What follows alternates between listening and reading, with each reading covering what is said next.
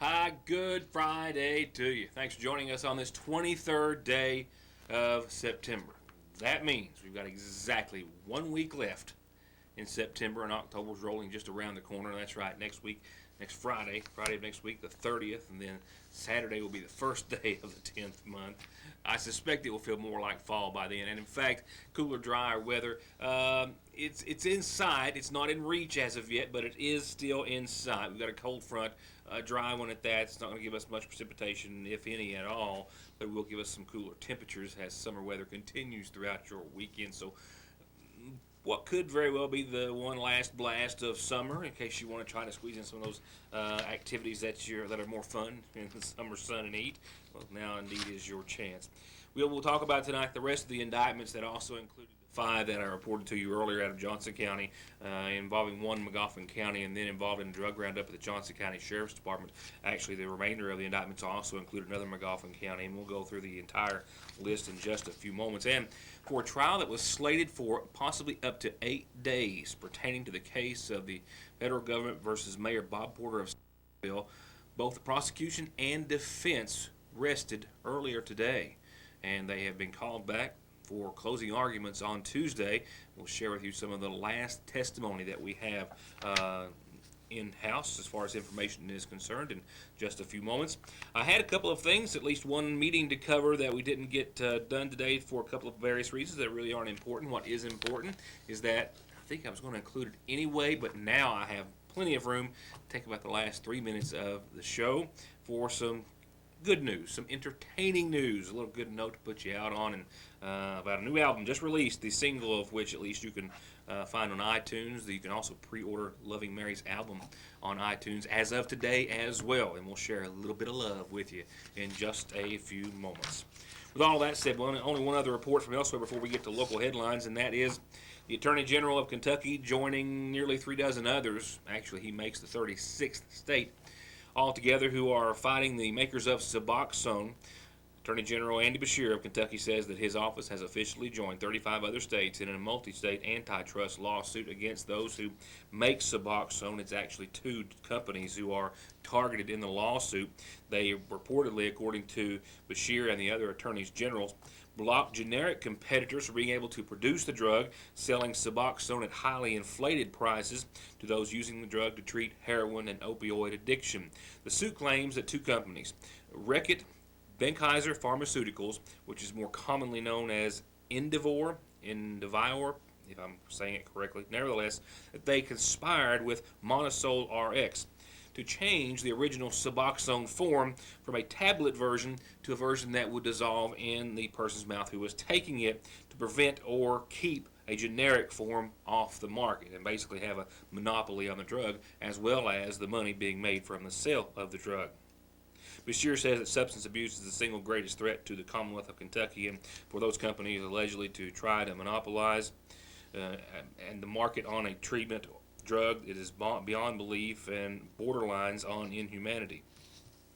Back in 2002, several years ago, Ritt came out with Suboxone in tablet form. They had a copyright that would last 7 years, but before that 7 years was up, they and the other company went into an agreement where they changed the version, and that, of course, kept generic versions from coming onto the market, as it was now starting the clock over for another 7-year term. The lawsuit calls that product hopping, is the term that it uses. The lawsuit is also alleging that they have annual sales of Suboxone currently at $1 billion for the companies.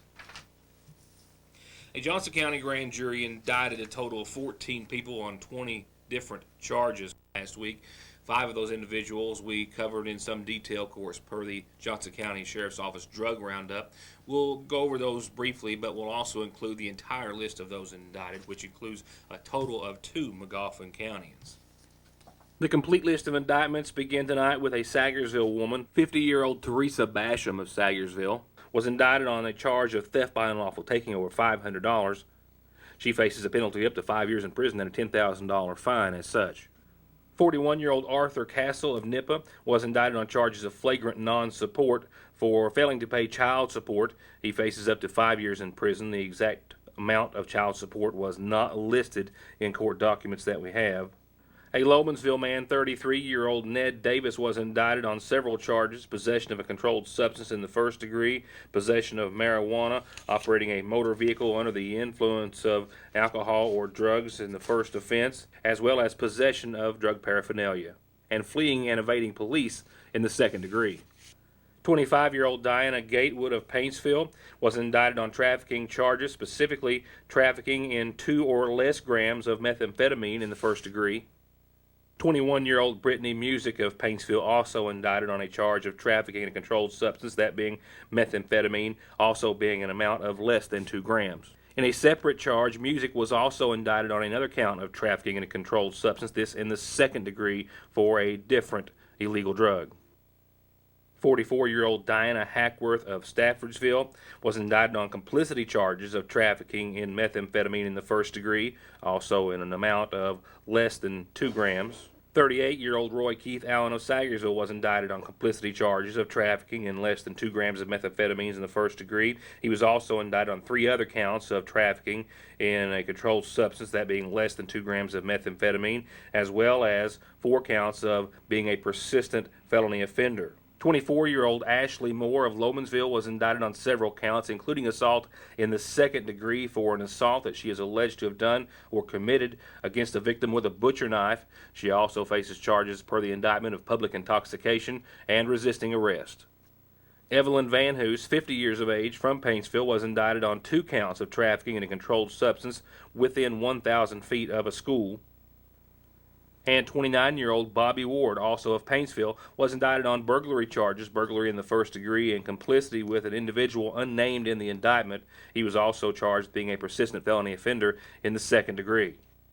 And 25-year-old Brian Chase Cantrell, as well as 33-year-old Amanda Mead, Cantrell from West Van Leer, Mead from West Van Leer as well, were both indicted on complicity charges for burglary in the third degree. In addition, Cantrell was also charged with being a persistent felony offender in the first. To get high-speed internet on their state-of-the-art fiber optic network for all of your home and business solutions, or to watch TV without a contract on over 200 digital channels with superb quality, or stay connected with family and friends with 24/7 telephone service you can always depend on, contact Foothills Broadband today. Or just click on their link to the right to find out how they're working to provide the latest in communications at affordable prices with exceptional service at Foothills Broadband. For a trial that was slated to take up to 8 days, it's not going to.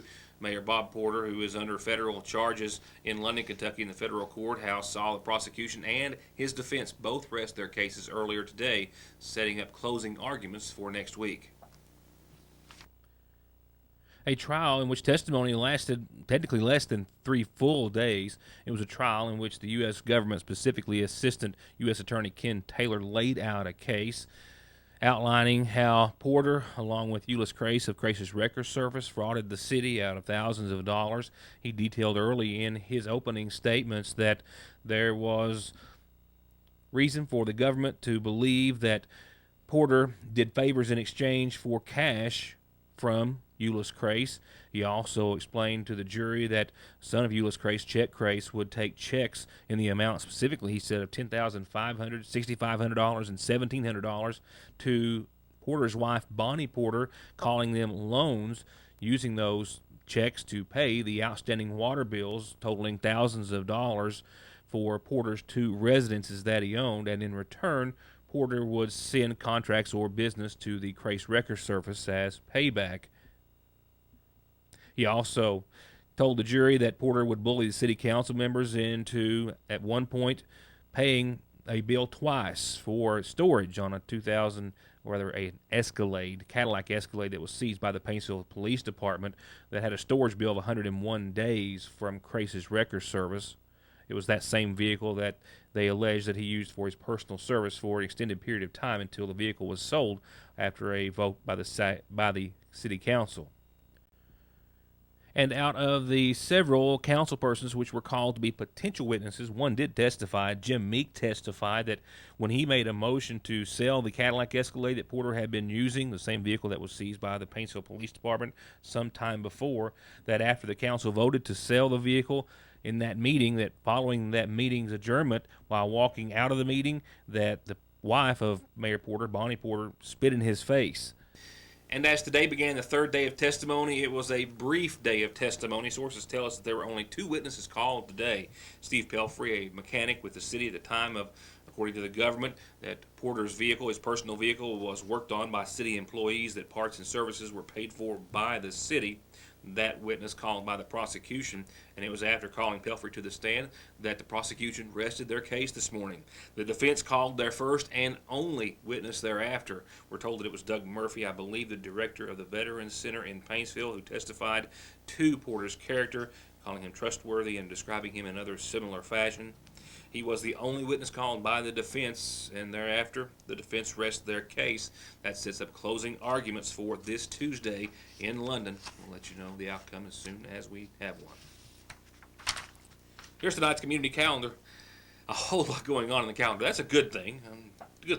I've actually got announcements already through much of next week that we'll start to get to in high gear on Monday. But now take a look at what's happening over the course of your weekend and a few events for early next week, all brought to you by McGoffin Farm Bureau. And I think it all starts off with this birthday wish. Birthday wish is a little early, but her birthday is Sunday, so we're saying it now. Happy birthday, Melinda Sue McDowell. Love your husband, love your kids, love your family, love your friends. Happy birthday, Melinda Sue McDowell, celebrating her birthday this Sunday, the 25th. I've actually got calendar announcements still coming. I got to take a quick break, though. We'll be picking the rest of them up and more headlines, some fun ones at that, in just a few seconds. I'll be right back.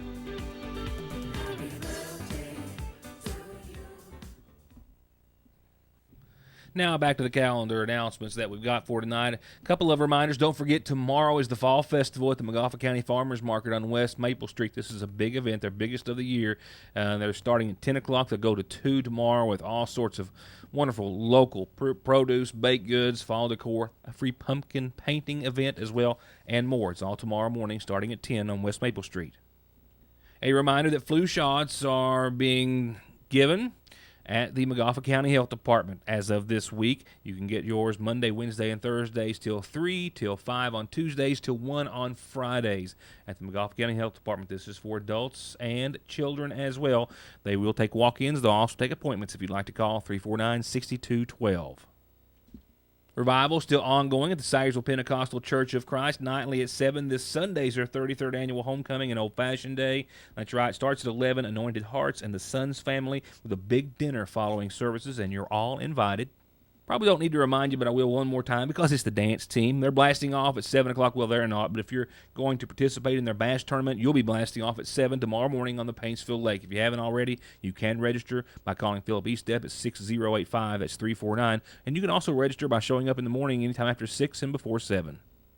The North McGoffin Volunteer Fire Department's got their annual hog roast, soup bean dinner, and auction tomorrow. It all starts at noon, so be sure you're there. An annual event that always packs a big crowd, a great meal, a great cause. And the Kearney Free Will Baptist Church is going to leave South McGoffin Elementary tomorrow beginning at 10 for their fall fellowship ride. It's just $20 per ATV. Kids 12 and under get in free. Snacks and lunch will be provided on the trail. Picnic lunch at Elkview. They hope you'll join them. It's going to be a nice day. And like I said, I've got a whole lot of events already for next week. This one is one of the earliest, so I'm going to put it out there tonight. A flu clinic at the Middle Fork Volunteer Fire Department for anyone in the community. This is for everyone. You just need to bring your insurance card. It's next Thursday. You can pre-register by calling the Sayersville Rite Aid. I don't have a time on this announcement. I'll get that for you, and I'll remind you next week. And if anyone out there has lost a beagle hound, I'm sorry, I'm laughing. It says beetle hound on my note. That's good. Spell check will get you every time. A young beagle hound with a white flea collar has been found on Rock House Road. That's near the home of Fire Chief Paul Howard. He's the one that called. I think he had someone else in the announcement. Call Paul if you have any questions. 791-3256. He said it's a real cute animal, obviously someone's pet. Call, describe it. He'll get you back in touch with your lost pet. A lost beagle hound in the Rock House Road area near Fire Chief Paul Howard's home. Turning to funeral service announcements, a service provided by the McGoffin County Funeral Home, a reminder of services to be held in honor of 77-year-old Sandy Conley, Sandra Arnett Conley of Dixie in Sagersville, who passed away this week. the daughter of the late Raymond and Peggy Arnott. She's survived by son Michael Conley and daughter Marcia Conley. Graveside services will be held in her honor this Sunday at 2 at the Arnott Cemetery here in Sagersville. The Magoffin County Funeral Home is in charge of arrangements. 65-year-old Ronnie Neal Anderson of Sagersville passed away on the 22nd. Yesterday's date, the son of Grace Kraft Anderson and the late Ferris Anderson. Besides his mother, he is survived by a daughter, Candy Reed. A celebration of life service is going to be held at the Burning Fork Community Church this Sunday. Visitation starts at 1:30. The celebration of life will start at 3 o'clock on the same afternoon. The Magoffin County Funeral Home is in charge of arrangements. And lastly, tonight we have an announcement in honor of 42-year-old Johnny Wayne Russell of Buffalo Creek Road, who passed away yesterday, the son of Johnny and Sandy Bolin Russell. Besides his parents, he's also survived by a son, John Bryce, and daughters, Caitlin Nicole and Brianna Russell, as well as stepdaughter, Maggie Grace Elkins. Visitation is going to be after 5 o'clock tomorrow, all day Sunday. Services will be Monday afternoon at 1, all from the Magoffin County Funeral Home.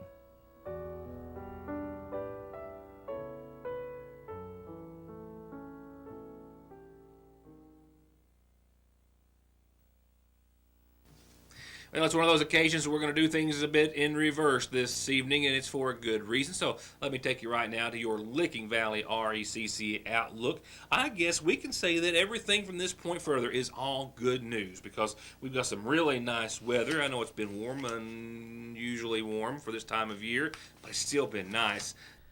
Very, very, very, very nice, and dry. We do need some rain. We're not going to get it anytime soon. All right, let's start off with tonight. 59, mostly clear. More of that dense fog, for the most part of a patchy dense fog variety. Keep that in mind.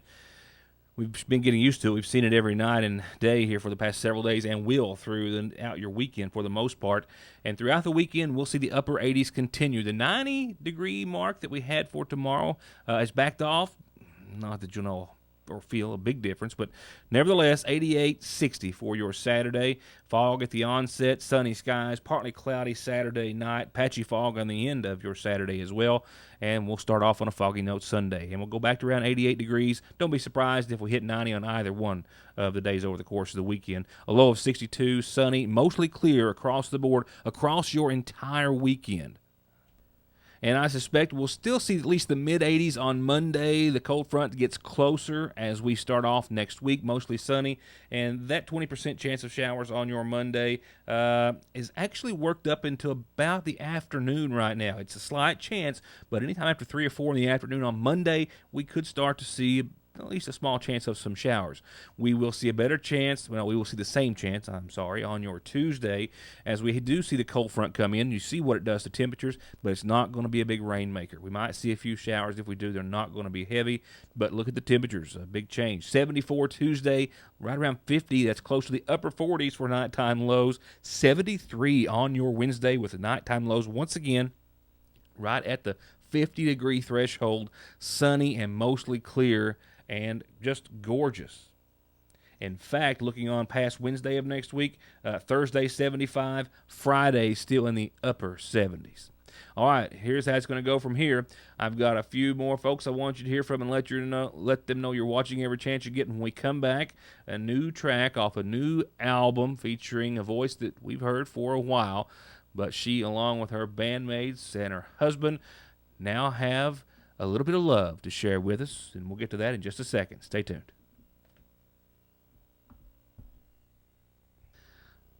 Now, to put a very fun end on the program tonight, our own Rebecca Lynn Howard, her husband Alicia, and the rest of Loving Mary have got to be, they're living the dream. There's no doubt they're living the dream. Loving Mary, personal band to Steven Tyler, who, of course, has taken the world by storm with his new country album.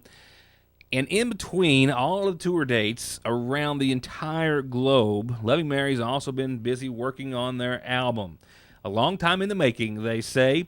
And they say the album to be released October the 28th. But right now, a single, and maybe even the title track, A Little Bit of Love, has been released. It's available for download on iTunes as of today.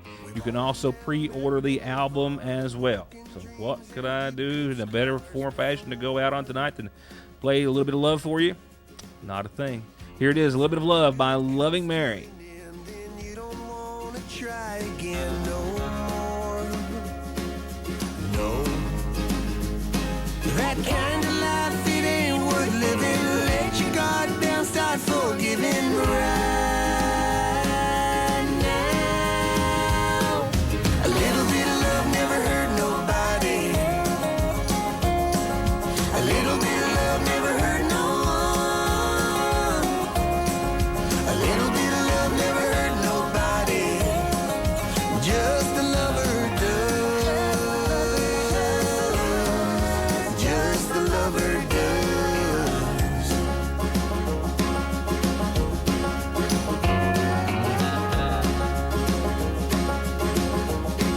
Stronger than 1,000 horses. Don't you ever try to force it. Gets you when you least expect it, saves you when you really need it. Yeah. It's kinda like the gates of heaven. Open up your heart and let it flood in. A little bit of love never hurt nobody. A little bit of love never hurt no one. A little bit of love never hurt nobody. Just the lover does. Just the lover does. Love's in the air, don't be afraid. Throw up your hands and celebrate. Love's in the air, don't be afraid. Throw up your hands and celebrate. Love's in the air, don't be afraid. Throw up your hands and celebrate. Oh yeah, Oh yeah, oh yeah. A little bit of love never hurt nobody. No, a little bit of love never hurt no one. Hey, a little bit of love never hurt nobody. Just the lover does. A little bit of love never hurt nobody. No, no. A little bit of love never hurt no one. A little bit of love never hurt nobody. Just the lover does. Just the lover